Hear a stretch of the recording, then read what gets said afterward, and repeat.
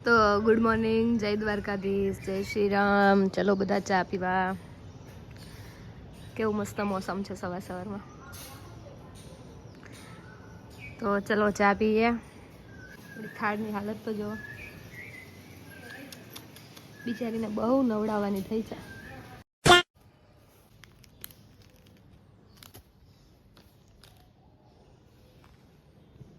હવે જરા ધ્યાનથી સાંભળજો. બજારમાં એક એવું હેર ઓઇલ વપરાય છે આદિવાસી તેલના નામે કે જેને જોવો તો એવું લાગે કે કુદરતી જ છે, પણ ખરેખર હકીકત કંઈક બીજી જ છે.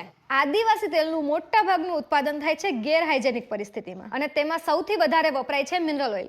એ જ મિનરલ ઓઇલ કે જે તમારા વાળના મૂળને નુકસાન પહોંચાડી શકે છે, કે જેનો કોઈ જ ઔષધિક ગુણ નથી, અને ઘણી વાર તો એમાં શું શું સામગ્રી છે એ પણ ક્લિયર નથી હોતું. પણ હા, જો તમને ખરેખર તમારા વાળની ચિંતા હોય ને તમારા વાળ માટે તમે એક ઔષધિક તેલ શોધી રહ્યા હોય તો હું તમને એક તેલ સજેસ્ટ કરું જે હું પણ યુઝ કરું છું. સેસા એ સામાન્ય હેર ઓઇલ નથી. આ એક ઔષધિક તેલ છે જે 18 થી વધુ જડીબુટ્ટીઓમાંથી બને છે, જેવી કે બ્રાહ્મી, બ્રિંગરાજ, તુલસી, રસોટા. અને ખાસ વાત એ છે કે બનાવાય છે એક પ્રાચીન વિધિથી, ક્ષીરપાક વિધિથી. અને ક્ષીરપાક વિધિ એટલે 5000 વર્ષ જૂની વિધિ છે કે જેમાં દૂધ અને તેલમાં જડીબુટ્ટીઓને ઉકાળવામાં આવે છે કે જેથી કરીને જડીબુટ્ટીમાં રહેલો ગુણવત્તાવાળો પૂરેપૂરો સાર કાઢી શકાય. તો હવે તમારા વાળનું ભવિષ્ય કેવું બનશે તમારા હાથમાં છે.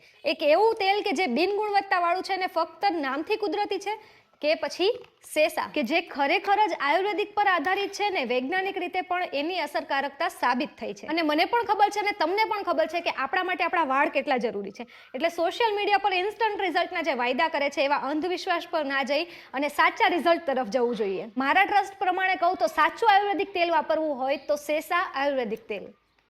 અને ગાઈસ, ગઈકાલે હું ગઈ હતી હેર કલર કરાવવા માટે અમદાવાદ.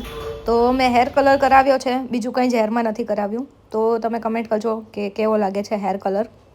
અને ફૂલ વાતાવરણ થઈ ગયું છે અત્યારે સાંજે. તડકો તો 2-3 દિવસથી થોડો થોડો જ જોવા મળે છે, બાકી અત્યારે આવશે ફૂલ વરસાદ. દેખાય છે કે વરસાદ આવવાનો છે જોરદાર. હજુ વાત કરતા હતા ને વરસાદ આવ્યો. ચલો ધોવાઈ જશે. અને ઘણા ટાઈમથી મેં તમારા લોકો સાથે કોઈ રેસીપી શેર નથી કરી, એટલે નોર્મલ આજે રૂટીન મતલબ ઘરનું જમવાનું બનાવતા હોય એમાં જ મગનું રસાવાળું શાક, ખાટું મીઠું અને બાજરીના રોટલા અને પુલાવ બનાવું છું. તો અત્યારે રેસીપી જે શેર કરું છું એ પુલાવની રેસીપી છે.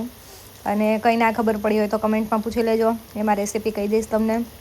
આ બધા નોર્મલ ઘરના મસાલા નાખી દીધા છે. અને જે રાઈસ હું બોઇલ કરું ને પુલાવ માટે, ત્યારે અંદર સાથે હળદર, મીઠું અને ગરમ મસાલા બધા નાખી દઉં, એટલે એનો ટેસ્ટ આવી જાય. અને મને વધારે પડતા મસાલા હાથીના મસાલા જ હું બધા યુઝ કરું છું. અને હાથી અહીંયા રાજકોટની લોકલ બ્રાન્ડ છે ને, બહુ સારા મસાલા આવે છે. તો તમે રાજકોટ આવતા હોય તો ડેફિનેટલી એક વખત લઈ જાજો ટ્રાય કરવા માટે. તો તમને હાથીના ગરમ મસાલા જેટલા આવે, હળદર, મરચું બધું આવે છે, બધું ફૂલ ફાવી જશે. બહુ જ મસ્ત આવે. હવે અત્યારે આજે વઘાર કરું છું એ રસાવાળા મગનો વઘાર કરું છું. અને મગનું શાક થોડું તીખું અને ખાટું મીઠું હોય તો ખાવામાં મજા આવે, અને બાજરીના રોટલા હોય એટલે તો ચોળીને ખાવાનું બહુ જ મજા આવે.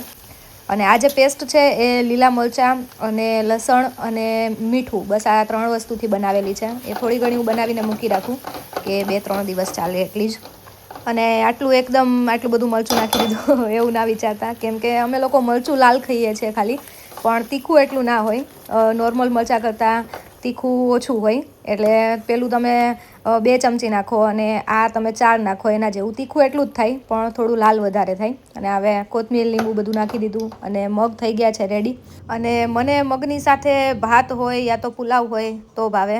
અને તમારા ભાઈને એવું કંઈ શાક હોય આવું મગ તો એને બહુ ભાવે, એટલે એની સાથે રોટલી યા તો રોટલો જોઈએ. એટલે અત્યારે વરસાદ થયો એટલે મસ્ત રોટલો બનાવી દીધો. ગરમા ગરમ બાજરાનો રોટલો અને હોગરીનું બાજરાનો હોગરો ને ભૂરી ભેંસનો દહીં. આપણે પૂરી ભેંસી નથી, છાસ. આપણે ગાયની સાઈ છે. ગરમા ગરમ બાજરાનો રોટલો, મગનું શાક. આ તારીખ નથી ખબર યાર. 11 તારીખ. અહીંયા કેવી તારીખ દેખાય? ઘડિયાળમાં. ચાલો તો હવે થોડુંક જમી લઈએ. મેં તો પુલાવ ખાઈશ.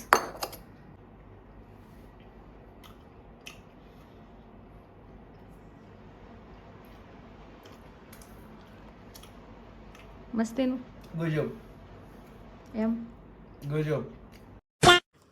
ગાઈસ આજ માટે આટલું જ. મારી નવી ફ્રેમ કેવી લાગે છે એ પણ કમેન્ટ કરજો. ન્યૂ હેર કલર કેવો લાગ્યો એ પણ કમેન્ટ કરજો. અને આજ માટે આટલું જ. મળીએ નેક્સ્ટ વ્લોગમાં. ત્યાં સુધી બધાને જય દ્વારકાધીશ, જય શ્રી રામ.